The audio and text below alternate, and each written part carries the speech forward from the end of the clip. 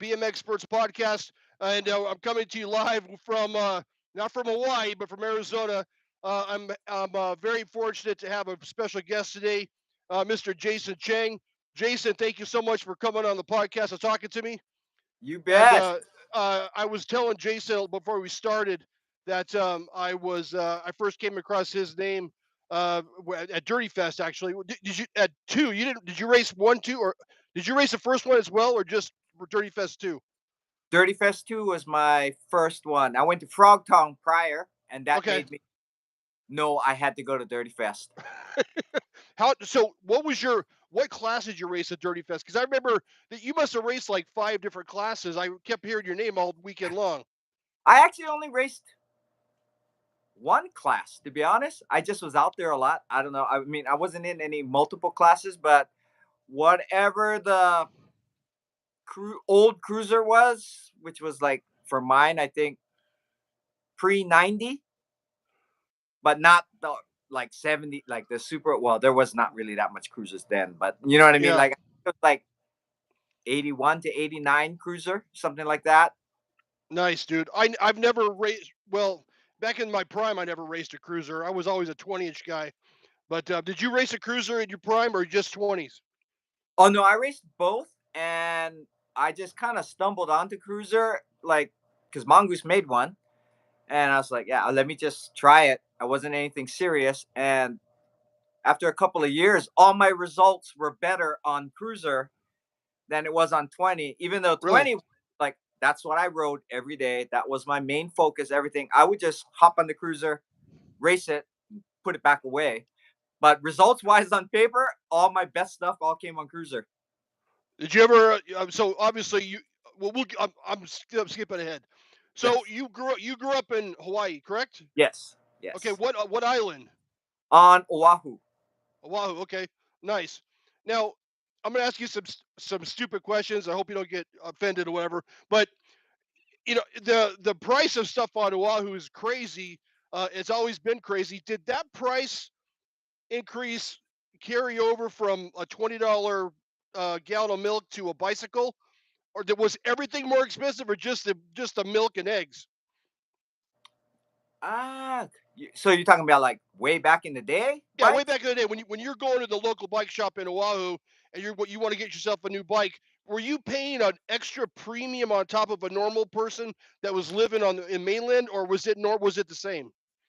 I think it was close to the same because when I first started, BMX was so big, including Hawaii, that we had two large distributors there, and they were closely related to the companies. And I think they brought in stuff at such large volume that they were able to get the pricing and everything down to where we're probably pretty close to what California or whatever, was. Right. I would say in 78 to 80, $300 was the top line race bike, roughly, give or take. So I don't know what it was for you guys, 78 to 80 ish. Yeah, $300, Yeah. three So we three were fifty. close. Yeah. I think we got 780, 79, 80. I got my Jag. I think maybe it might have been 200, maybe 225, but yeah. So it wasn't too. It didn't sound like it was too much more expensive. No, not really. And then, of course, back then, like if you had Dura Ace cranks, you were like special. You had that, you were special. I never had them for Dude, years. I now was dream. Oh, I want Dura Ace cranks and never got them because they were considered expensive at the time. yeah, I raced Takagi 180s my whole entire career. Never had three-piece cranks. Oh, Never. I didn't go to one piece cranks until I started bending them and having problems. Well, Because I had problems on one, but I didn't learn. I still continue to run them. But anyway, so yeah, how did BMX make its way or transition the ocean over to Hawaii? Obviously, you're still United States. yeah. Were you what kind of products, what kind of bicycle companies, what kind of stuff that was popular back when you started back in Oahu? Well, before me, I'm not sure where the original people, got the idea from or what, but I know there were people riding and racing, and we had a track, and the NBA got involved when they found out, and they actually held a national there. And once they held the first national, which I think was about 77, it just exploded. Like BMX was the huge cool thing to do at that time. So every kid wanted a BMX bike. A lot of people had them. It was so popular that people would join the organization, because that this is before ABA and all that. It was NBA, but NBA kind of like you had your local organizations run under the NBA, Right. and our local guys would sign up to get an official number plate, just to put a number plate on your bike. And those kids never raced, but it was Oh, so popular you had to have a number plate and look official. so they were perpetrating on the street. Yeah, yeah. And you know what? Nobody knew who was fast really, because you just see a lot of kids out there. They all had number plates, and it was so big, at least for me, because I was only like 11 or 12, that I didn't really know that many of the racers other than the kids in my neighborhood that we hung out with. So if you saw somebody else with a plate, you just assumed they were fast until we figured out, oh, wait, lower number means they're better. Oh, okay. Now we get it. Yeah, Now yeah, we're yeah, yeah. single digit. Didn't they have different color plates for different classes in NBA? I never raced NBA. I don't know. I think they had something like that in California and stuff, but for us, it wasn't. It was just you can run any color plate you wanted as long as it was your number, because there was no duplicate numbers. Yeah. So you're 12 years old and you're seeing these kids. I mean, please forgive my ignorance, but it's just like in the states where there's corner lots or there's lots behind a store and there you guys build jumps and right Yep, same thing. same thing. That So construction zones, stealing wood, making ramps, same thing. so Jump you were out there, kids are riding around, and you go to mom and dad obviously and you say, hey, I want to get a decent bike. Where did you get your bike from, and which one did you pick out? It always fascinates me. The first bike was 76 Webco, coaster brakes, steel wheels, fat spokes, all Ashtabula parts. Probably weighed 45 pounds. And I'm, 10-year-old kid, 11-year-old kid. So that bike was hard to throw around, but it was made for BMX. And it took a while to get that, because just prior to finding BMX, being 9 or 10, I wanted a big kid's bike. All the kids in my neighborhood, were older than me. I was the youngest guy, so I wanted a bike like theirs, which was a 10 speed. That's what they had, and I just got a 10 speed. And now I found BMX, and I had to convince them, oh, I want this other bike now. So I think I had to wait till a year for the next Christmas, and then I got that Webco. Well, so you never had the luxury of running moto mags then? No, because I had the steel wheel, regular Yeah, wheels, and God, being only 10, those things are bulletproof. I probably only weighed less than 100 pounds. So for yeah, years, they were fine until I started like racing. And then it was like, oh, you need lighter wheels and you need right. this and that. Of course, I upgraded. But prior to that, that Webco was bulletproof. The dude, when in like in my situation where I was riding a BMX bike all my pretty much my whole life, and before I even started racing, I was already pretty damn proficient on a BMX bike. In regards to jumping and bike handling, that type of thing. Uh huh. When you came out of the box, did you street ride for quite a while before you started racing, or did you start racing pretty much off the bat?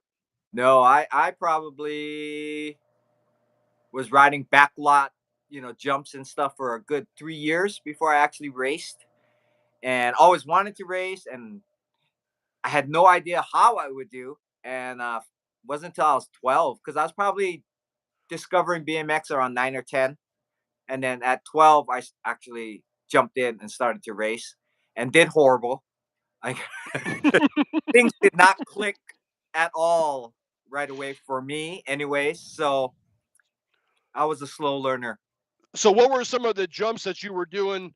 Were you doing anything sketchy before you started racing? Were you jumping picnic tables, cars, trash cans, or were you kind of tame at that point?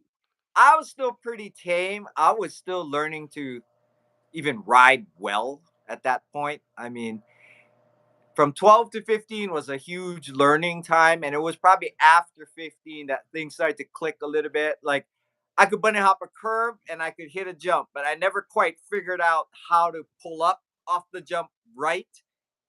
And the whole time, of course, right, you're always just trying to jump higher and farther and higher. Sure. Yeah, yeah, And yeah. it didn't probably click for me till like 15ish. Okay, so how old were you when you actually got on the track and started dicing it with people? You were 13, 14, something like that? 12. I was 12 12. when I Okay. started. Yeah. So you're man, I wish I started when I was 12, dude. I could have been a pro, man. Man. Oh, it helps to start young for sure. Oh, dude, man. I would because I was telling who was I telling? Telling Kevin Dunsmore where the first time I saw a real BMX track, I mean, we had built, jumps or, all over the city and stuff, but the first time I saw a real BMX track with the Mhm. berms and the starting hill, I Yeah. was like, "Oh my god, this is nirvana, dude. Look at this." And it was Yeah. it's a totally different animal, bro. You think that you could be the star of your neighborhood and you hit that track and you're like, "Dude, I'm nothing, man. I'm slow." And so I just wish I started earlier like you. So when you started, you were on your Webco then. No, I got a new bike just prior to racing or right after starting racing. Like they figured out really quick. But I my first race was on the first generation Patterson, and that only Everybody lasted loves a Patterson, man. a month or two because my dad was really good friends with the bike shop owner. And right after we bought that bike, that was like the new hot bike because the Pattersons had just been there for a national, and they did a big, publicity blitz of all our bike shops. And anyway, they sold a ton of them, but that first one broke a lot. And my dad, being friends with the bike shop owner, he told us, he said, you know what, bring it back before it breaks, and let's do a trade in and do something else. And then I hopped on a Cook Brothers, and then I probably raced that for the first 2 or 3 years, and that bike was fine. I never broke the Patterson, but then, I was a young small kid, so I was probably Yeah. okay. Hawaii had some insane jumpers that uh, I don't know about other places, but we seem to break a lot of stuff all the It's it, time. it, it's all the salt in the air, bro. Our bike shop was filled with just like broken frames, broken cranks, broken bars in the back room. And the funny thing was thrusters became the it bike in Hawaii because they had 100% lifetime warranty. Uh-huh. And I had a ton of buddies who went through 3 or 4 thrusters after just buying one because they break it, get a new one, break it, get a new. But it was free, right? You just, hey, I Right. broke it, send me another one. So this was still racing NBA or ABA come around by then. Yeah, under the NBA, pretty much same rules, same guidelines, but local people running everything and doing, keeping their own points, keeping their own thing separate. And then we didn't probably turn ABA until 81, 82, somewhere Okay. around there. So So we were. I know the NBA had a little different rules for turning expert or the classes. What was the classes like when you were racing back then? It was only novice and expert. There was no specific on paper guideline for turning expert. The people who ran the races watched every race, and they would come up and just tell you you're expert. And there was, because I had a close friend of mine who's just 1 year younger, and we grew up riding, racing, jumping, everything together. He turned X because he won 3 races in a row. That was it. He went X, and I was so jealous. And I took, like, I would win and then get a second, and then win and then get a third. And it took me, like, I think 5 races in a row to get those 3 wins or 4 wins, and then they let me go X. But I was like, how do I turn? You don't know. They just tell you, or you ask at the sign up table, "Am I X?" You didn't know. Dude, so that must have been great because there was no sandbaggers. Yeah, no, because if You couldn't if sandbag. no, you just raced, and then nobody wanted to do sandbag. Nobody wanted to be novice. Nobody. Dude, Like, I'm with you, man. I'm with you. it was way better in life to be the worst expert than the best novice. right? Because if you went around telling anybody I'm expert, you automatically had credibility. Yeah, you're right. You had some cachet. Yeah. Yeah, so it didn't matter. I mean, yeah, they might ask you what place you get or whatever, but at least if you said you were an expert, that meant a whole different ball game, you know.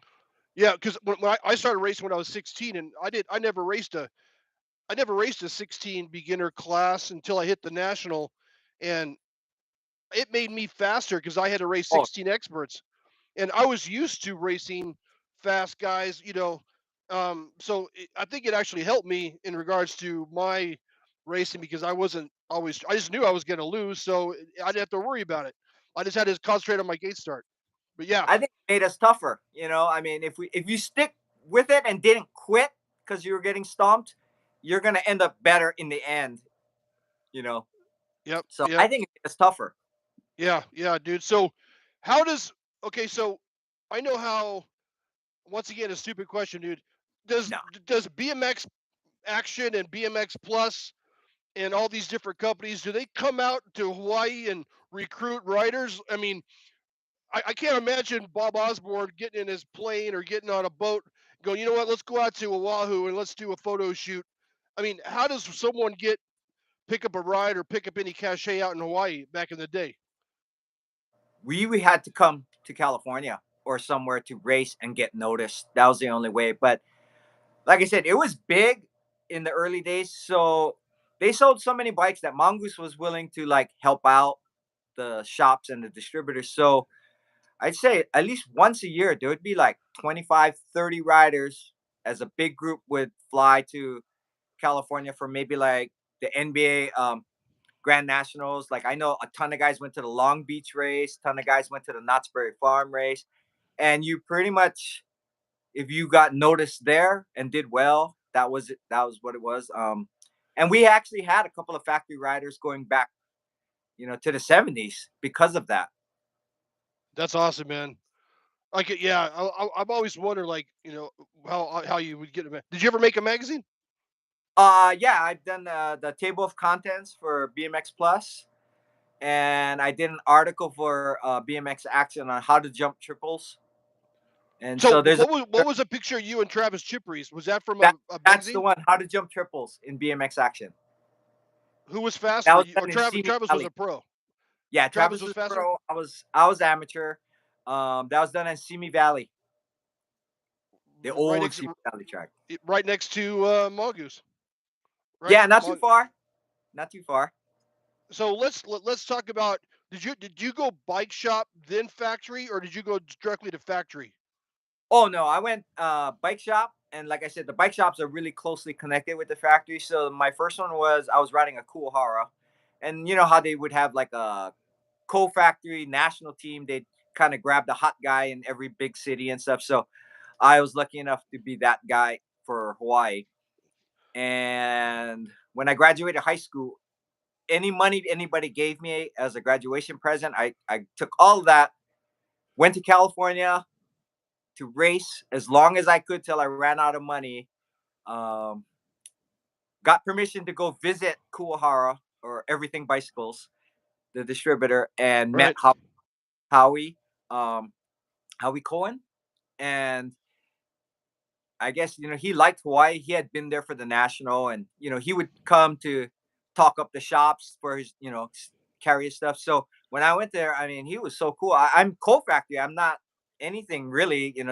We're all over the country, and he hands me like two more frames and extra jerseys and all kind of stuff. I was in heaven. Wow.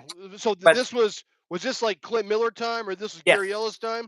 yeah, Same Clint thing. Miller, Gary Ellis, Derek Garcia, Was Troy Trash McCann. Can Morgan sponsored by Kuahara, or he's riding Kuahara? I Have you don't ever know heard if he of? was officially sponsored, but I think that was before my time because that was the cool hard with the gusset and all that. Like Okay. the original, the black uniform. I came in when they wore the all white. Okay. All right. Nice, dude. So you get on you get on a Kuahara co-factory, but at some point you make it on Mongoose or Blue Max Yeah, first. Blue blue Max. first. So how do you tell Kuahara I'm going to Blue Max? Ah, I just told him. Well, I got lucky. Under Kuhara, they also hooked me up with Clint Miller. And so Clint met me at a track. Clint brought out Bob Hadley, who made Hadley bottom brackets. He was, Yep. pro racer back in the day, all that. And Bob put me on a list of like up and coming, experts to watch for. And between Clint and Bob talking, after I think I was in California 3.5 weeks or so, and had done well. I mean, these were only locals, but I managed to go all over California and won a bunch of locals, and that was enough to get noticed, even though it's only local. And when I flew back, What do you mind if I ask you what tracks did you hit in oh gosh, California? everything from San Pedro Harbor, Pipeline, or- Pipeline, Orange, Coal Canyon, Lake Elsinore, Corona Norco, Snipes. Uh, Azusa. I didn't get to go to Azusa, but pretty much that whole anything near Orange, because Orange is kind of the hub, my base, and Yeah. anything I drive out from there. But that was the days when you could race what almost 9 times a week, like three on Saturday and or 4 and 3 on Sunday, and then every night of the week. So that 3 weeks I was there, I raced every day somewhere. Dude, the good old days, dude, when there was, you know, I mean, a good night for me at Azusa in '83 was 30 racks, maybe 35 racks. Yeah. Two racks of 16x. I mean, that was a really good night, man. But was that what you were getting back in the day, or what? Yeah, Hawaii. How many? What was your racks like? Were you getting like 10 motos or a thousand motos? Oh, in the heyday, which was probably up until from the start in the 70s to maybe 81, 82, we we're probably getting, I'd say at least like 50 to 60 motos. Um, Easily over 300 riders for sure. I mean, that place was just packed. And it died out after because our track was never a permanent track. It was the center of a dirt stock car oval. So they would just pile some lumps here and there, throw some water on it, and we'd race it. No start hill, no berms, just and depends how much they tore it up during the stock car races. It didn't matter. That's what we were racing on, whether it was smooth or the bumpiest stuff you'd ever hit in your life. Dude, I'm such a. What do you guys call people from? Am I a Howley? Is that what you guys call me? Howley is predominantly Caucasian, but Okay, I'm a in reality, Howley is anybody not bad. from Hawaii. Okay, this Howley. When I think of Hawaii Yeah, tracks, dude, I think of nice red clay dirt, yeah. sweeping turns, bushes and greenery all around. You're going through tunnels of bushes and jungle. Nothing like that. No, we were years behind. Like when you went from like the early days of BMX to starting to get nicer, more organized tracks, start hills, nice berms. We were still like 5, 6 years behind. Our tracks were okay. We'll just drop the gate here. Like literally no start hill. It was just the platform and a gate and an axe handle, and they could just throw it wherever they wanted. So they'd just drop the gate wherever. And then okay, we're gonna make the first turn around that big tractor tire they left on the in the middle of the area. Okay, that's the first turn. Go around that tire, and then we'll send them out this way. Throw a couple tires here. Here's turn 2, turn 3, and the jumps were whatever lumps happened to be there, or if somebody had taken a shovel, I just made them a little bigger. So we were way primitive all the way up until like 84. Because I think when I left after graduation to come up here to race, that was the first time I'd ridden a start hill, really, an electronic gate or a good electronic gate. Um, Smooth, packed in burns and nice jumps all over the place. Like, because we were still on like 50-yard flat straightaways into a flat hairpin. Dude, so you probably had the same reaction I did when I saw it. Yeah. They're like, Oh oh yeah. wow, man, this is a real track. Oh yeah. I mean, just looking at it was like, because everything we saw in the magazine at any track or whatever, we didn't have that, none of it. So it was just a dream to just even ride a place like that. So when I finally did, I was horrible at that because our tracks were nothing like that. If we had a track up here with a 50-yard straightaway and just a flat slippery hairpin, I would have been fine. But it's as dumb as it sounds, riding a berm was new to me. I didn't know where to go or how to ride it, nothing. And I had to learn all that. Dude, we used to build berms in the vacant lots, and our berms would be like, Yeah. if we had like a 12-inch berm, we thought that was big, dude. Like, Yeah. this is nothing, man. Oh my gosh. So I could totally relate to what you're saying, man. That's Yeah. insane. Are you the fastest Hawaiian on record, or is there guys faster than you? Ooh. I don't know because it's also hard to compare different generations. Like I will always look up to the generation that came up before me, and those guys also did really well. Prior to me coming on, like Rory Angano is our first Hawaii number one. He was a factory Robinson rider. He showed up. They brought him to Vegas for I think the first ABA Grand National, or it might have still been NBA, but he popped up in Vegas, beat a ton of guys, and made the expert main, which is what first got Hawaii noticed. He was definitely, I don't know if I can't compare to him to me, because Yeah. I was always look for it. There's another guy came after him, Moki Fernandez. He went to the original Race of Champions in Long Beach where it was by invite only, Oh wow. and was winning 17X or 16X back then. He was winning everything up until the semis, got in the wrong semi, and then they wouldn't let him on the gate because they said, no, you're not in this. And then never got straightened out. So he never made the main. But up until then, he was beating or right up there with any of the factory guys of that time. And, so I got to watch these guys growing up, so, and then I, I couldn't compare to people after me because then, generations change, the sport changes. So Yeah, yeah, yeah. I know I really where I stand. Other than I do hold the record for the most local titles, but That's all that counts.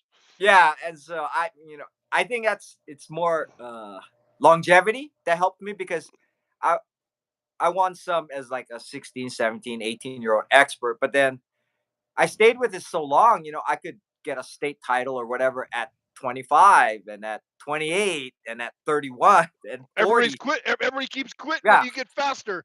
Yeah. So, I mean, on paper, I probably have the most, but in reality, I pop up in the dad's class, kind of thing. And it's like, oh, now you're 45 and, I could do it. But like I said, What was your most dominant age? Were you what, oh, like dad age, or were you 15x, 14x, 16 over x, or now? I mean, now do you go out and not dominate more than now. you did? Not now, that's for sure. Um, Probably when I was 28 years old. I think I when I was no longer sponsored, I was just racing locals for fun here and there, and then out of the blue, I just thought, you know what? Let's just make one last go of this. And myself and close friend growing up with me, Greg Leisure, who worked for the ABA. He's out in Florida now, doing something else. But we got together.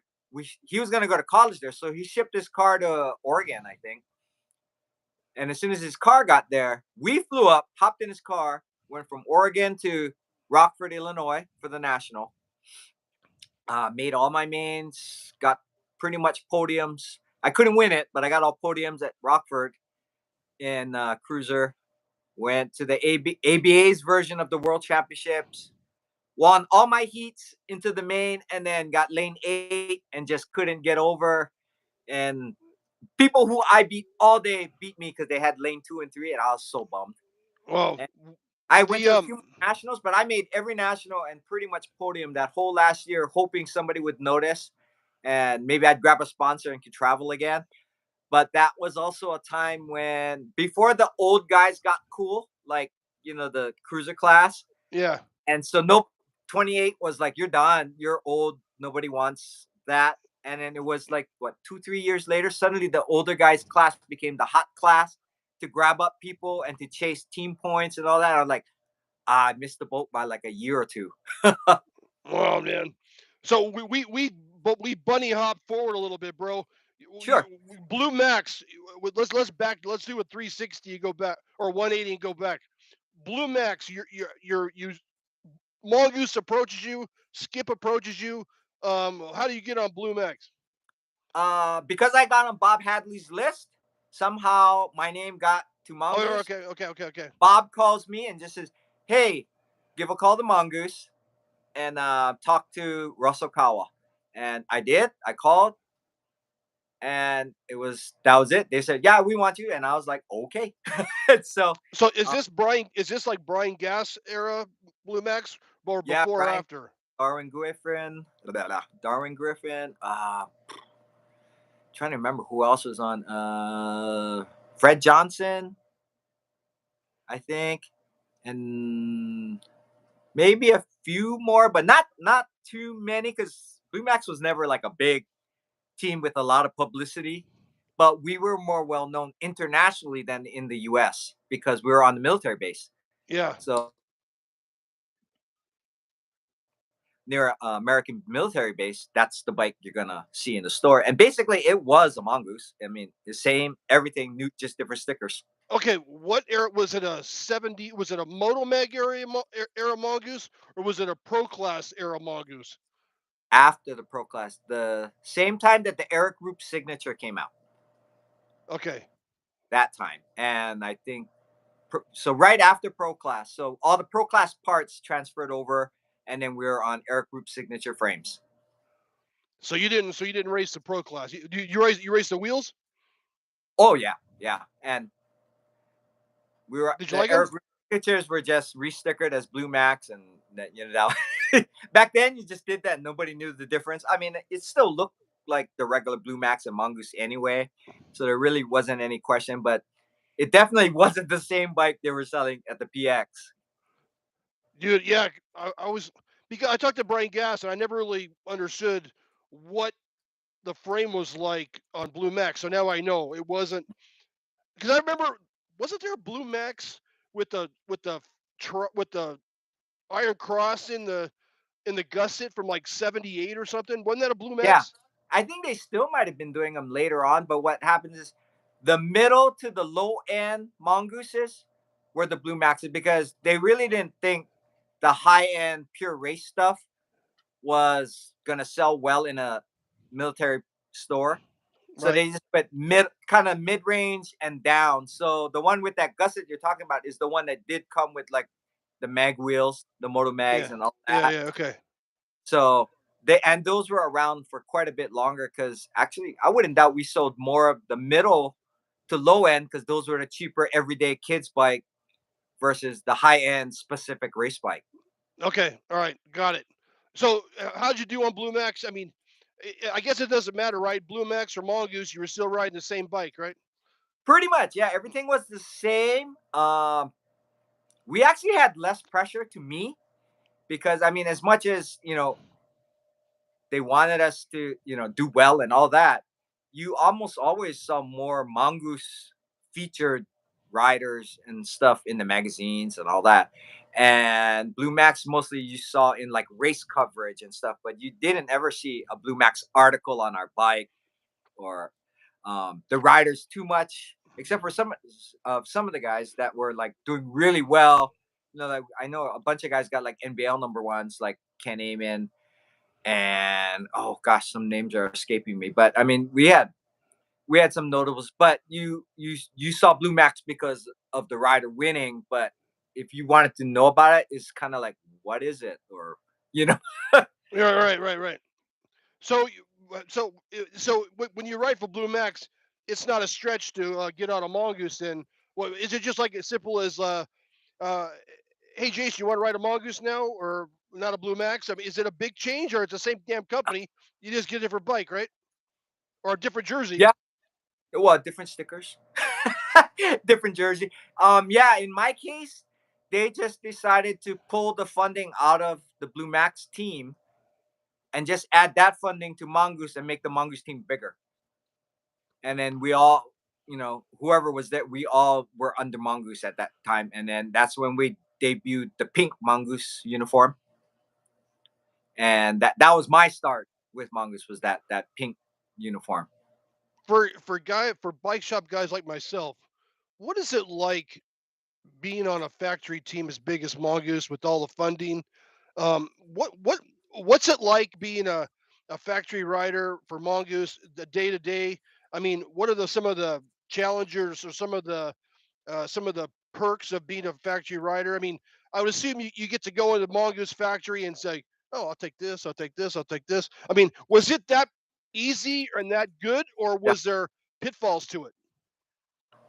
I didn't see any pitfalls, or at least not to me. But essentially, it was a free for all. I mean, literally, if even if I wasn't there, but it was just a phone call to have something sent to me, no matter what it was, and it was like fine, and it was in the mail, and you got it. Whether it was a bike, a uniform, a helmet, whatever. If I was there, I would literally take a bike box, put it on a cart, and walk through the warehouse, throwing stuff from the shelf into the box. And would just write my name on it and put it in shipping, and it would get sent to my house. And you get And off the plane and it's sitting on your front porch. yeah, and they were fine with it. I would just let them know, hey, I'm gonna go grab a bunch of stuff, and they didn't even want to know what I grabbed. They're just like, yeah, whatever, okay. And so What were some of the trick parts? That I can't remember any really trick parts that Mongoose had back then. What were some of the stuff that they had? the pro class wheels are probably the most desirable. The rims, parts wise, actually, we did. I didn't personally run that much of it, to be honest. Mongoose forks always bent, the the ones that have the inline dropouts. Hmm. So after having problems for a while, I asked Yvonne Shoop at Free Agent if I could get some forks, and she sent me some, and they had Mongoose stickers on them, and nobody asked any questions. Um, After that, they were stuck with a whole bunch of Cost Cruiser forks, which were larger diameter tubing, and the big old cruisers were gone already. Like the new 24 sleek, the Pro Class cruiser was out. And so I got lucky. They were experimenting because freestyle had hit. They needed stronger forks for those guys hitting the ramp. So they made a fork out of old Cost Cruiser forks tubing. And I got that. And then I raced that after for a while. So I had these Mongoose forks that were like really fat tubing, but still look like Mongoose. Nice, Everything dude. else we ran what all the other factory. I mean, we all either ran red line cranks or profile cranks. We pretty much ran the bar, whatever handlebar you liked, whatever stem you liked. Pretty much it was just the frame. Frame and rims were the main things I ran from them. Everything else, not so much. I mean, seat post, that stuff, but you could run anybody's for that. So I ran the factory stuff for that. Did you run the pro class bars? So, like I said, mostly just the wheels. Like Okay. I would get a complete. It was easier for them to send you a complete bike than if you said, I just need wheels. So Just take you'd what you ask, want off the bike. yeah. So you ask for wheels, they send you a whole bike with the wheels on it, and then you just do whatever you want. Go to the corner and sell the rest. I would just build my bike with all the best parts I wanted on it. Build a second bike as like a play bike. But if any of my friends and it broke something, I'd just give them, the other one. Like, yeah, here you need a stem, you need a handlebar. What I just give it to them or sell them cheap or whatever. Do you have siblings that rode bikes too, or you a No, only guy? just me. I'm only child. Did your family ended up racing too, right? Don't you have your granddaughter, right? My granddaughter now, my daughter too, and my daughter just really had a baby, so she's been out since last October. I'm gonna keep talking and walking. I gotta grab a power cord, but I'm still here, and I'm No gonna problem, plug dude. back No in. problem. No Okay, problem. but you can go ahead. I still got you. Okay, man. I think that's cool that your family continued on with the BMX racing thing. My kids did it for a minute racing. Um, my kids ended up doing freestyle street and that type of thing. I never thought my daughter would actually ever want to race. I mean, she raced as a kid from like 5 to 14, and I didn't think she'd ever do it again. And then out of the blue, living up here, and I got her to move up to Arizona also.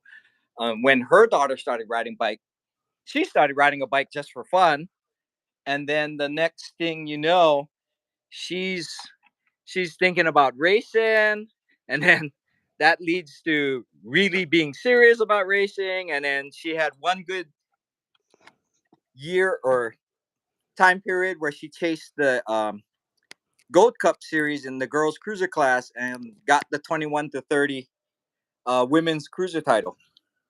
Nice. Okay, There you I'm go. There plugged you in. go. Oh, whereas I totally off that whole time. You were frozen, dude. Like you were like this. You're like this. Oh shoot! Hope you could at least hear me during that No, time. no, I can hear you. I can hear you, Okay.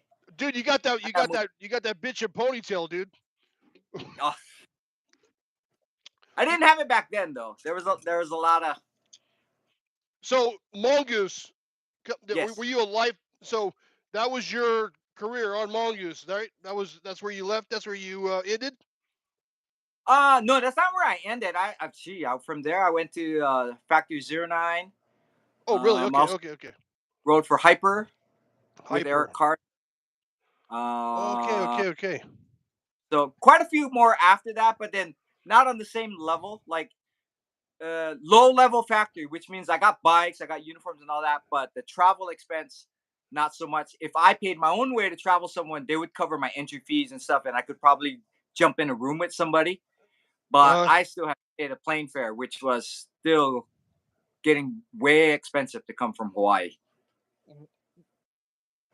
does one race stand out that you think, you know what, that was my peak? That was when all my pistons were firing on all cylinders. Was there one race that you look back and say that was me? Uh Anything I did in '94, my last blast, we call it the Hawaiian tour because me and my buddy both went and traveled. And I mean, we went, like I said, Oregon to Rockford, Illinois, hit that national, and then we went to Indiana. We went to we worked our way back from Rockford and hit tracks all along the way till we came back to race the national in Seattle. So I mean, we hit tracks all around the country, and I pretty much won all the state stuff. Um, Coming back,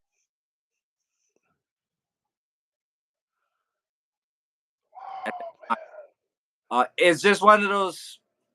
No matter how good you're going, it doesn't take much to throw things off. Like I said, I was doing well at the Worlds, and lane 8 just is a killer. I mean, no matter how fast you're going, I mean, you'd have to be going extra, extra fast to move Yeah. over. And this is a tight indoor with a super short first straight, so there was no time to get over. So, but I mean, Who were the some of the guys that were in your motos back then? oh gosh, You don't I got remember who you beat? I mean, I remember every dude I beat, man. uh, well, a lot of them weren't from here, so I don't know who they were. They are the foreign country guys. I know the only guy I can remember for sure being in there that I can remember his name is Neil Allen, being my age, and outside of that, I cannot recall who else was in that group. Um, Okay. Everywhere you went to, it was kind of different because, like, the fast guys that were at the Rockford National were different than the fast guys at the Seattle National. And I think I felt like Seattle was tougher. Was a little harder to make the main, whereas when I went east, it was like, well, they were just as fast. There was just less of them, like maybe 4 or 5 fast guys. And then you come out West Coast, it was like, oh, there's 12 fast guys. And now we're trying to make the main. So I felt like it was a little tougher out there. But that would have been where I was confident enough that I'd never questioned making the main in expert or cruiser. Like I went to the national and it's like, oh, I know I'm making the main. I just got to try to figure out how to win it. So how old are we talking when it starts ramping down?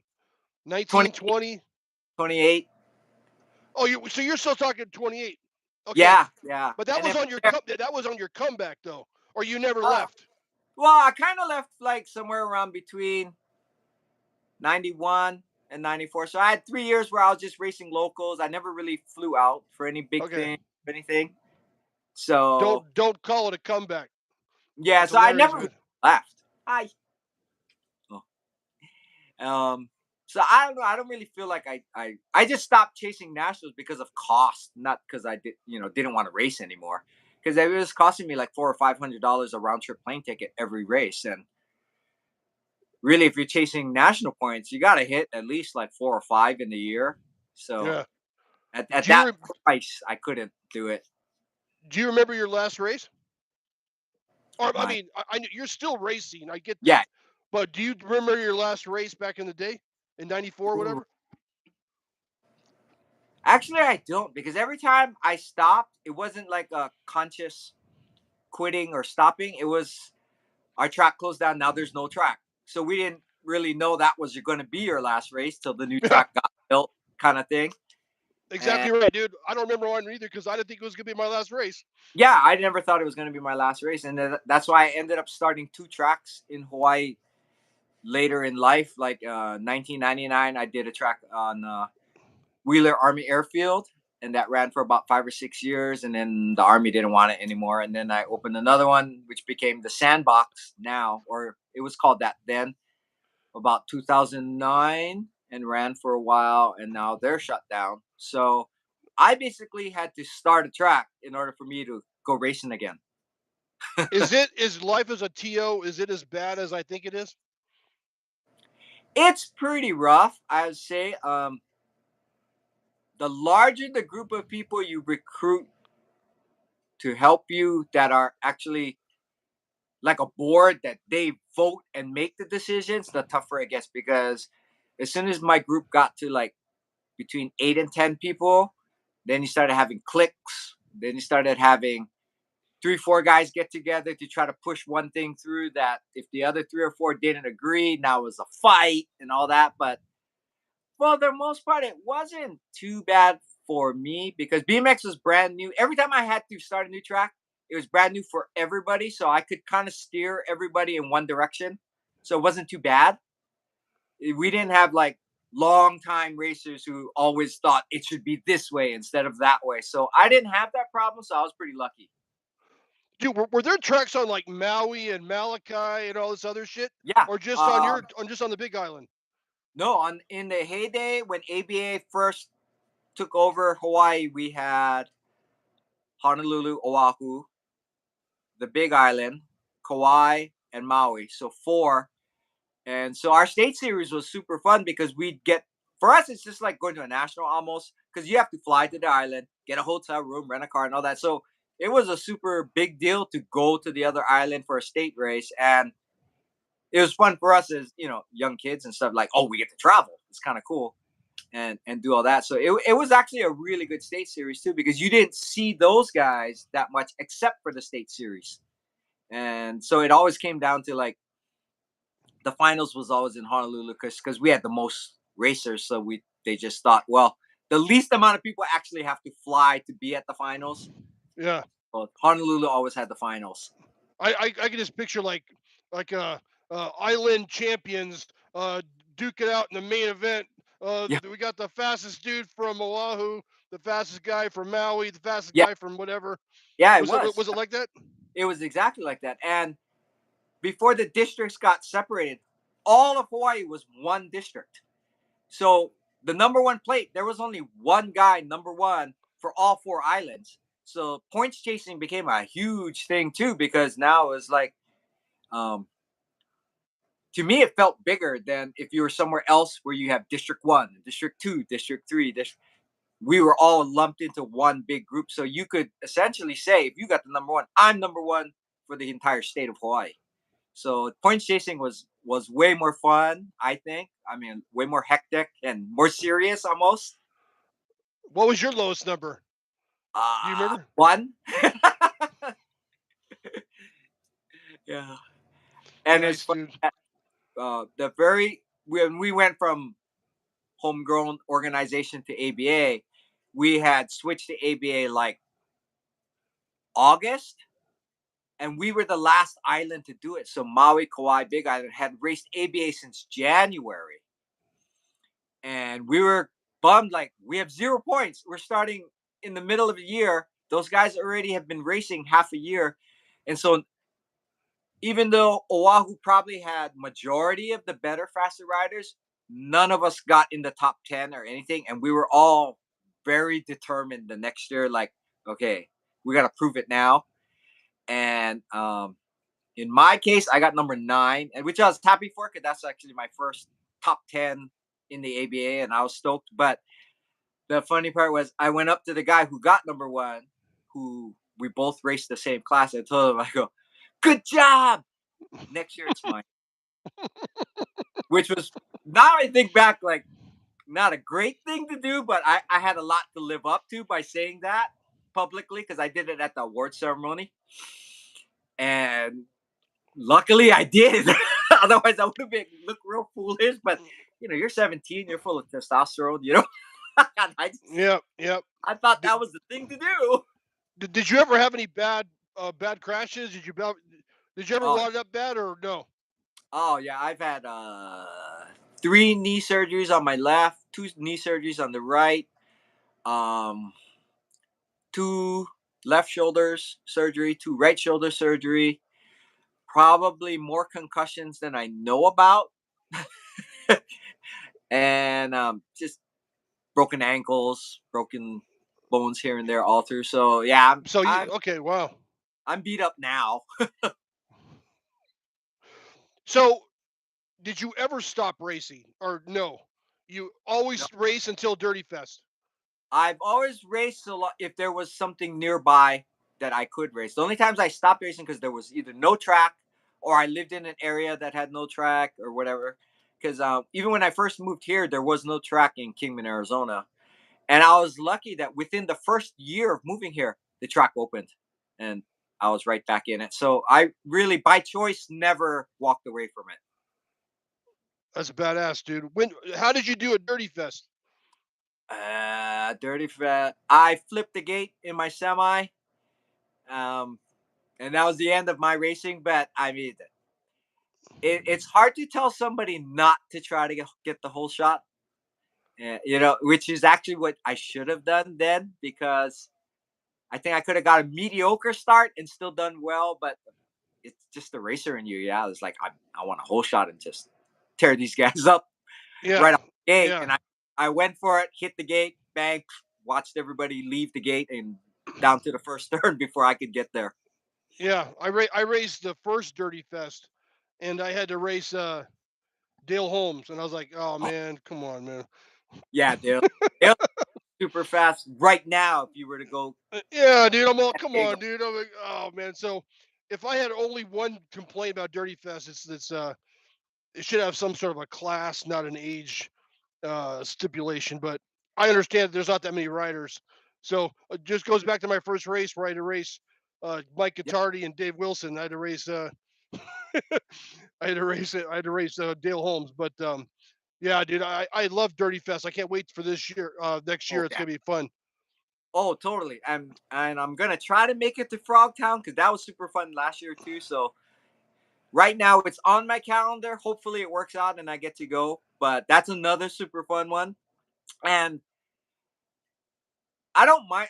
Like in my case, I don't care who I race, and I kind of don't care if I win or if I get last every time. So it's not too bad. But I think a big thing about racing those and like you getting stuck with Dale Holmes is like it's just kind of fun to say that like I got to race a former world champion and gate up with him and see. I mean, I think a lot of guys who maybe never hit a ton of nationals as a kid growing up. Maybe they just only did locals and saw these guys in the magazines. I think it's kind of cool that they can go to a race and might end up on the gate with them. Like, I mean, I got to get on the gate with Stu Thompson, and for me, that's like, you know, I'm Yep. that 10-year-old again. Like, oh, that's Stu Thompson. Holy crap. Dude, So, I do it. I do it now, dude. Like I walk around Dirty Fest. I'm all, Oh my God, that's so and so. That's so and so. That's so and so. It's embarrassing, man. My That's wife's like, oh, part my of the wife's like, fun. my wife's all, hey man, relax, man. It's just some dude riding a bike. I go, no, you don't understand. This guy was. I watched this guy, in magazines when I was growing up. So it was always, especially during the autographs, where I was asked for autographs, I was all geeking out and stuff like that. Oh yeah, But that's the best those part are of my Dirty Fest by heroes too. far. Was Those that? guys are my heroes too. Yeah, yeah, dude, it's crazy stuff. Well, I appreciate you taking the time, Jason. I really do, man. It's been a pleasure to talk to you. Now I know more about Hawaii and BMX. And were you at any point called the Flying Hawaiian? And is that an insult? It's not an insult. Every Hawaii guy that does a fast lap is called the Flying Hawaiian. So I've kind of tried to not ever be that. And in out of respect, the real Flying Hawaiian is John DeSoto, who is a motocross champion from Hawaii back in the old day. Like he raced against Roger DeCosta and stuff, and did really well. He's well known from those days, the vintage motocross days. So to me, he's the Flying Hawaiian, and no one else can be. And so now, but it's just a cool, catchy nickname. So every Hawaii guy gets called the Flying Hawaiian. So even more so, it's like, well, me and 12 other guys in the U.S. I didn't So, want to offend you, man, because I knew it. I go, so you know what? This guy's probably been called the Flying Hawaiian 1,000 times, I'm and I not don't want to do offended. it. No, I mean, but I'd What prefer anything else. But what's your I've even had to make up my own stuff just to try and change the announcer's mind about looking at it what different. Like, what nickname do you like? I'll put it on your I like video. Chang Star. It was given to me, and it has nothing to do with being a star. It actually is, if you A bike remember, part, right? brakes. Brakes, yeah. Crappy Taiwanese brakes were called Chang Star. And then there was an old Saturday Night Live skit where everything ended with stir, like the George stir, the Mike Yeah. stir. So I became Chang Stir. And then somebody looked at brakes one day and went, Chang Star. And then they started calling me Chang Star, and it stuck. And at least it's something nobody else has or should have. Nice, And dude. but you know what? Okay, that's cool. I like that one.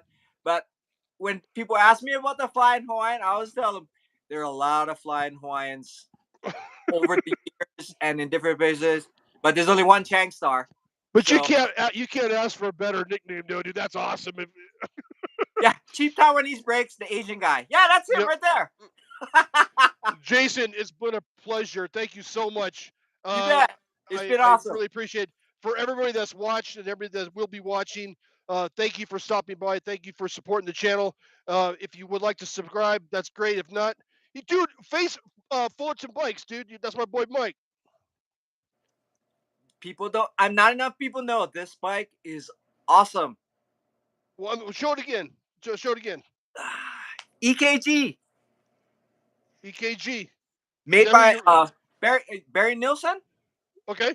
Orange County local, legend of Orange, the only guy that I know of that's got 4 national cruiser titles in a row, which shows the dominance he had. So when he designed the cruiser and I'm friends with him, I said, "Yeah, I'll ride that." I mean, I mean, if you won, I don't know anybody's won 4 cruiser titles in a row, overall national, not neg, like the number one 4 times in a row. I don't think it's ever been done. So if it's Well, Jeff Cosmola in 1 year, right? Jeff was another one who dominated that time. But then you know what? What would have happened if Stu Thompson jumped on a cruiser at the same time? What would have happened? We don't know. We don't know, man. Hard to say, but that would have been fun to think about. It would be. Jason, I appreciate it, man. I hope you have a great night. Thank you, everybody, for stopping by. Subscribe if you'd like to. If not, no problem. And until next week, the track is now closed. Jason Chang, Chang Star. Thank you for coming on, bro. Peace out. Thank you. We'll see you later. Hey, man.